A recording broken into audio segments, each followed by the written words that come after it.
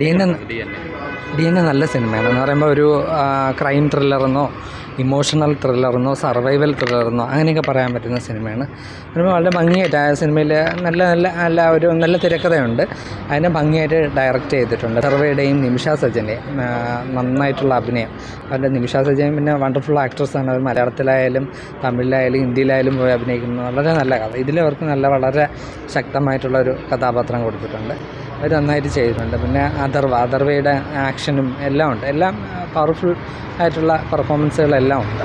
പിന്നെ സബ്ജക്റ്റ് എന്ന് പറയുമ്പോൾ ഈ പറഞ്ഞ പേര് കാണിക്കുന്ന പോലെ DNA ടെസ്റ്റും തെളിയിക്കുന്ന അതൊക്കെയാണ് സബ്ജക്റ്റ്. കുട്ടികളെ കടത്തിക്കൊണ്ട് ന്യൂബോൺ ബേബീസിനെ ആശുപത്രികളിൽ നിന്ന് തന്നെ കടത്തിക്കൊണ്ട് നമ്മൾ കേരളത്തിലൊക്കെ നമുക്ക് പല കേട്ടിട്ടുള്ള, കേരളത്തിലല്ല ഇന്ത്യ മുഴുവനും ഉണ്ടാകും കുഞ്ഞുങ്ങളെ നഷ്ടപ്പെടുന്ന കേസുകൾ.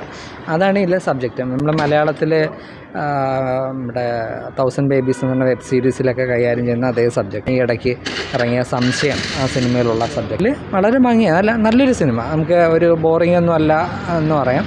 പിന്നെ അതിൻ്റെ ഫസ്റ്റ് ഹാഫ് ഭയങ്കര ആ ഗ്രാഫ് അങ്ങ് ഉയർന്ന് ഒരു പീക്കിൽ ചെന്ന് എത്തിയിട്ട് പിന്നെ സിനിമ സെക്കൻഡ് ഹാഫിൽ ഒന്ന് താണിട്ട് വീണ്ടും ലാസ്റ്റ് ഒരു ഹൈപ്പോട് കൂടി തന്നെ ആ സിനിമ തീരുന്നത്. നല്ല മൂവിയാണ്. കാലികമായിട്ടുള്ള സബ്ജക്റ്റ് തന്നെയാണ് ഈ സിനിമയിൽ പറയുന്നത്. നല്ല ഫിലിമാണ്.